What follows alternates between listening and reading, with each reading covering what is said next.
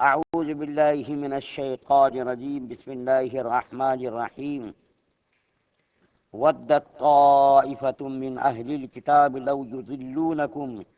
وما یضلون الا انفسهم وما یشعرون۔ دل سے چاہتے ہیں بعض لوگ اہل کتاب میں سے اس امر کو کہ تم کو دین حق سے گمراہ کر دیں، اور وہ کسی کو گمراہ نہیں کر سکتے مگر خود اپنے آپ کو، اور اس کی اطلاع نہیں رکھتے۔ سورہ آل عمران کی 69 نمبر کی آیت آپ کے سامنے تلاوت کی گئی ہے۔ اس آیت کریمہ کی شان نزول کے بارے میں لکھا ہے کتاب کے اندر کہ کچھ یہودیوں نے کچھ خاص مسلمانوں کو دین سے برگشتہ کرنے، دین سے پھرانے کی منصوبہ بندی کی۔ ان صحابیوں میں سے حضرت معاذ ہیں اور حضرت عمار ہیں اور حضرت حذیفہ رضی اللہ تعالی عنہم اجمعین ہیں۔ ان تین صحابہ کرام کو کچھ یہودیوں نے فتنہ پردازی اور سازش کے تحت اسلام سے پھرانے کی کوشش کی، لیکن وہ اپنی منصوبہ بندی میں ناکام ہو گئے اور کامیاب نہیں ہوئے۔ تو ان لوگوں نے ایک دوسری اسکیم بنائی، دوسرا منصوبہ بنایا۔ ان لوگوں نے ایک حرکت کرنی شروع کی کہ کچھ یہودیوں میں سے کچھ لوگوں نے پلان بنا لیا، اور پلان بنا کر کے ان لوگوں نے اسلام سے لوگوں کو نفرت دلانے، اسلام سے لوگوں کو برگشتہ کرنے کے لیے دوسرا ایک پلان بنایا۔ وہ یہ کہ کچھ لوگ صبح مسلمان ہو جاتے تھے اور شام کو اسلام سے پھر جاتے تھے۔ کچھ لوگ ایسے تھے جو شام کو مسلمان ہوتے تھے اور صبح کو اسلام سے پھر جاتے تھے، اور وہ لوگ یہ کہتے تھے کہ بھئی ہم لوگوں نے اسلام قبول کیا، اپنی کتابوں میں ہم نے دیکھا اس آدمی کے بارے یعنی حضور صلی اللہ علیہ وسلم کے بارے میں، لیکن ہماری کتاب میں ان کے بارے میں کچھ بھی نہیں ملا، کوئی صفات، کوئی علامات، کوئی کمال ہم کو نظر نہیں آیا، اس لیے اس کے اندر اسلام کے اندر کوئی خوبی نہیں ہے۔ یہ سوچ کر نعوذ باللہ وہ لوگ اسلام سے پھر جاتے تھے۔ ان کا مقصد یہ ہوتا تھا کہ جب نعوذ باللہ ہم اسلام سے پھریں گے تو جو ضعیف الایمان ہیں، کمزور ایمان والے ہیں، نئے نئے مسلمان ہوئے ہیں، ان کے دلوں میں یہ خیال آئے گا کرے یہ جب مسلمان ہوئے یہ تو اہل کتاب ہیں، ان کو آسمانی کتابوں کا علم ہے، یہ پڑھے لکھے لوگ ہیں، یہ اسلام قبول کر کے اسلام سے پھر گئے، تو اس کا مطلب یہ ہے کہ نعوذ باللہ اسلام کے اندر کوئی خامی، کوئی کمی واقع ہوئی ہے، اسلام کے اندر کوئی کمی ہے، کوئی خامی ہے، اس لیے یہ لوگ مسلمان ہو جا رہے ہیں، پھر جا رہے ہیں، کیونکہ یہ لوگ اہل کتاب ہیں، ان کو آسمانی کتابوں کا علم ہے اور یہ ساری چیزوں یہ لوگ جانتے ہیں، اس کے باوجود بھی اسلام قبول کر کے یہ لوگ پھر، اس کا مطلب اسلام کے اندر کوئی خامی ہے، نعوذ باللہ۔ ان کا یہ منصوبہ تھا، لیکن ان کے منصوبوں میں سے کسی بھی منصوبے میں ان کو کامیابی نہیں ملی۔ ہر منصوبے میں، ہر سازش میں، ہر مکر میں، ہر فریب میں وہ لوگ ناکام ہو گئے، کیونکہ نبی کریم صلی اللہ علیہ وسلم دنیا کے اندر حیات تھے۔ اور آپ کو میں بتا دوں کہ یہ لوگ ابتدا اسلام سے ہی اسلام کی بیخ کنی اور اسلام کو مٹانے اور اسلام کو بدنام کرنے میں یہ شروع اسلام سے لگے ہوئے تھے۔ نبی کریم صلی اللہ علیہ وسلم جب مکہ سے مدینہ تشریف لے گئے تو ان لوگوں کو معلوم تھا کہ آخری نبی کے آنے کا وقت ہو گیا ہے، اور ان کی کتابوں کے اندر بھی لکھا ہوا تھا، لیکن اس کے باوجود ان لوگوں نے حق بات کو چھپایا اور ان لوگوں نے حق کو قبول کرنے سے اعراض کیا۔ نبی کریم صلی اللہ علیہ وسلم کی زندگی میں بھی فریب انہوں نے کیا، سازش انہوں نے کی، دھوکہ دینے کی کوشش کی، یہاں تک کہ نبی کریم صلی اللہ علیہ وسلم کو قتل کرنے کا بھی انہوں نے منصوبہ بنایا، قتل کرنے کی کوشش کی، اس کے بعد زہر دے کر کے بھی ہمارے نبی صلی اللہ علیہ وسلم کو مارنے کی کوشش کی۔ ہر منصوبے میں وہ لوگ ناکام ہو گئے۔ اس کے بعد اللہ کے رسول صلی اللہ علیہ وسلم دنیا سے تشریف لے گئے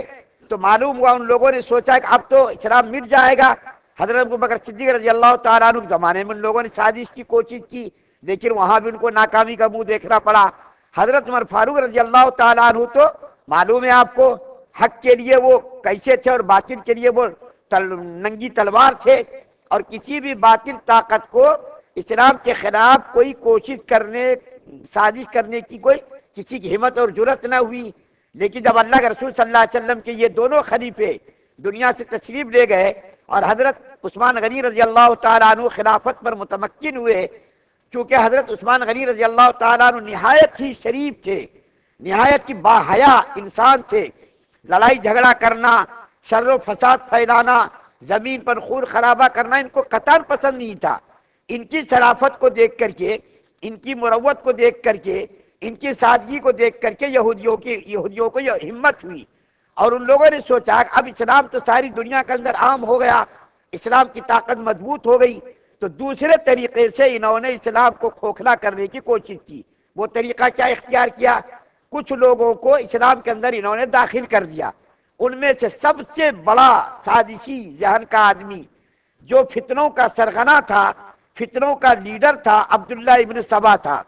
انہوں نے دیکھا کہ اسلام کو مٹانا ناممکن ہے، اسلام کو کمزور کرنا ناممکن ہے، تو انہوں نے اسلام قبول کر لیا۔ اسلام قبول کر کے حضرت عثمان غنی رضی اللہ تعالیٰ عنہ کی خدمت میں آیا، اور یہ سوچا کہ اب یہاں آیا ہوں، کوئی بڑا عہدہ ملے گا، عزت ملے گی، اقتدار ملے گا۔ لیکن مسلمانوں نے ان کو دیکھ لیا، سمجھ لیا، ان کی منافقت کو بھانپ لیا مسلمانوں نے۔ یہ جو ہے بصرہ چلا گیا، عراق چلا گیا، اسلامی ملکوں میں جا کر کے بس یہ اسلام کے خلاف سازشیں کرنے لگا، گروپ بندی کرنے لگا، اور گروپ بازی کر کے انہوں نے اپنے تھوڑے تھوڑے لوگوں کو تیار کر کے انہوں نے مسلمانوں کے خلاف، اسلام کے خلاف بہر کیف گروپ بنا لیا۔ اس کا نتیجہ یہ نکلا کہ انہوں نے مدینے پر جو حضرت عثمان غنی نبی کریم صلی اللہ علیہ وسلم کے نہایت ہی چہیتے لاڈلے صحابی داماد رسول، سب سے پہلی سازش کا نشانہ انہوں نے حضرت عثمان غنی کو بنایا۔ 40 روز تک مدینے کی انہوں نے ناکہ بندی کی، بھوکا پیاسا حضرت عثمان غنی رضی اللہ تعالیٰ عنہ کو شہید کیا۔ اس کے بعد پھر حضرت علی رضی اللہ تعالیٰ عنہ کو انہوں نے شہید کیا، پھر نواس رسول حضرت امام حسین رضی اللہ تعالیٰ عنہ کو انہوں نے شہید کیا۔ جب سے لے کر آج تک عالم اسلام میں جو بدامنی پھیلی ہے، عالم اسلام کے اندر ایک قسم کی جو بے چینی پھیلی ہے، 1400 سال سے لے کر آج تک ہر قسم کی بدامنی کے لیے، ہر قسم کی سازش کے لیے، ہر قسم کے اسلام کے نقصان کے لیے یہ یہودی لوگ ذمہ دار ہیں۔ میں نے آپ کے سامنے نہایت اختصار کے ساتھ یہودیوں کی سازش کا تذکرہ اس لیے کیا کہ اس آیت کریمہ کے اندر اسی کا تذکرہ کیا گیا ہے۔ انہوں نے کچھ صحابہ کرام کو اسلام سے پھرانے کی کوشش کی، جب اس کے اندر ناکامی مل گئی تو پھر ان لوگوں نے اسلام قبول کرتے تھے، اور پھر وہ لوگ اسلام کو چھوڑ دیتے تھے تاکہ دوسرے لوگوں کے دلوں میں بدگمانی پیدا ہو، دوسرے لوگوں کے دلوں میں اسلام کے خلاف جو ہے بدگمانی پیدا ہو، کہ اسلام تو کوئی مذہب ہی نہیں ہے، نعوذ باللہ ثم نعوذ باللہ، اسلام کے اندر کمزوری ہے، یہ ہے وہ ہے، اس قسم کی خرابیوں کو لوگ بیان جو ہے، یہ خرابیوں کو بیان کر کے لوگوں کو اسلام کے اندر داخل ہونے سے روکنے کی کوشش کرتے تھے۔ لیکن اللہ تعالیٰ قرآن کے اندر فرماتے ہیں کہ یہ چراغ، اسلام کا چراغ، یہ پھوکوں سے بجھایا نہیں جائے گا۔ اسلام کی فطرت میں قدرت نے لچک دی ہے، جتنا اس کو دباؤ گے اتنا ہی یہ ابھرے گا۔ جتنی کوشش وہ لوگ کرتے ہیں اتنا یہ اسلام ابھر رہا ہے۔ یورپ کے اندر دیکھیے، فرانس کے اندر دیکھیے، برطانیہ کے اندر دیکھیے، امریکہ کے اندر دیکھیے، یہ لوگ اسلام کو بدنام کرنے کی کوشش کر رہے، لیکن کسی بھی سازش میں یہ لوگ کامیاب نہیں ہو رہے۔ ہر موقع پر ان کو منہ کی کھانی پڑ رہی۔ جو 9/11 میں جو واقعہ ہوا، ٹاور پر جو بم دھماکہ ہوا، اس کا ٹاور گرا، اس کے بعد لکھا ہے اخباروں کے اندر کہ جتنے ہندوؤں کو اور جتنے یہودیوں کو اور جتنے عیسائیوں کو اسلام کی طرف توجہ ہوئی اور قرآن پاک کی تلاوت کرنے کا اس کے اندر رجحان پیدا ہوا، آج تک کبھی بھی اتنا رجحان پیدا نہیں ہوا۔ لاکھوں کروڑوں کی تعداد میں قرآن کو چھاپ چھاپ کر کے اسلامی ملکوں کو حکمراں تقسیم کر رہے، اس کو قرآن پڑھنے کی طرف رغبت ہو رہی کہ آخر کیا وجہ ہے کہ مسلمانوں کے اندر یہ ہمت، یہ جرأت، اور ہم اتنی کوشش کر رہے پھر بھی اس کے باوجود اسلام کو ہم مٹانے میں کامیاب نہیں ہو رہے۔ تو جتنا یہ لوگ جتنی کوشش کر رہے ہیں اسلام کو مٹانے کی، اتنا ہی زیادہ اسلام پھیل رہا۔ امریکہ کے اندر روزانہ اسلام پھیلنے کی تعداد تقریباً 70 ہے، 70 سے لے کر کے 100 تک روزانہ اتنے آدمی مسلمان ہو رہے ہیں۔ برطانیہ کا بھی یہی حال ہے، فرانس کا بھی یہی حال ہے، جاپان کا بھی یہی حال ہے۔ دنیا کے کونے کونے میں، گوشے گوشے میں لوگوں کو اسلام سے رغبت پیدا ہو رہی ہے، اسلام سے محبت پیدا ہو رہی، اور اسلام کی طرف رجحان ان کا ہو رہا۔ لیکن بدقسمتی سے آخری بات یہ کہہ دیتا ہوں کہ اسلام کے قبول کرنے کی جتنی تعداد ان کی ہو رہی، اس سے زیادہ تعداد ہونی چاہیے۔ اس کی وجہ کیا ہے کہ زیادہ تعداد میں مسلمان نہیں ہو رہے؟ اس کے ذمہ دار ہم خود مسلمان ہیں۔ اگر ہم مسلمان اسلام کا پیکر بن جاتے، اسلام کے اوپر مکمل ہم عمل پیرا ہو جاتے، آج جتنی تعداد میں لوگ مسلمان ہو رہے ہیں اس سے کئی گنا زیادہ مسلمان ہوتے۔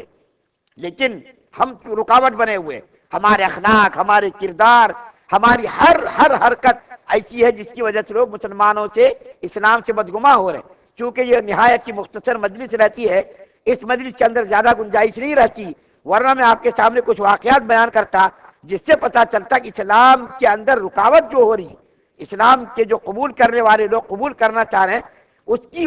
کی وجہ جو نہیں آ رہے ہیں اسلام کے اندر، اس کی ذمہ داری ہمارے اوپر ہے اور ہم ذمہ دار ہیں۔ اگر ہم اسلام کا مکمل پیکر ہو جاتے، اسلام کا لبادہ اوڑھ لیتے، اخلاق اور کردار اگر اسلام کے سانچے میں ڈھل جاتے، تو آج جتنی تعداد میں وہ لوگ مسلمان ہو رہے اس سے کئی گنا زیادہ تعداد میں مسلمان ہوتے تھے۔ اللہ تعالیٰ سے دعا ہے کہ اللہ تعالیٰ ہم تمام مسلمانوں کی ایمان کامل نصیب فرمائے، شرک سے، کفر سے، نفاق سے، بدنیتی و اخراج سے ہم سب کی حفاظت فرمائے۔ یا اللہ سارے عالم اسلام کو ہر قسم کی یہودیانہ، نصرانیہ اور کافروں کی سازشوں سے محفوظ فرما۔ عالم اسلام اور جہاں جہاں مسلمان ہیں یا اللہ ان کی عزت و آبرو کی حفاظت فرما، ان کو جو ہے یا اللہ ان کی ہر قسم کی مدد فرما اور اسلام کی مدد اور نصرت فرما۔ ساری دنیا کے اندر اسلام کو عام فرما۔ یا اللہ جو لوگ بیمار ہیں ان کو شفائے کاملہ نصیب فرما۔ یا اللہ جو لوگ گزر گئے یا اللہ ان سب کی مغفرت فرما۔ سبحان اللہ و بحمدہ، سبحانک اللہم و بحمدک۔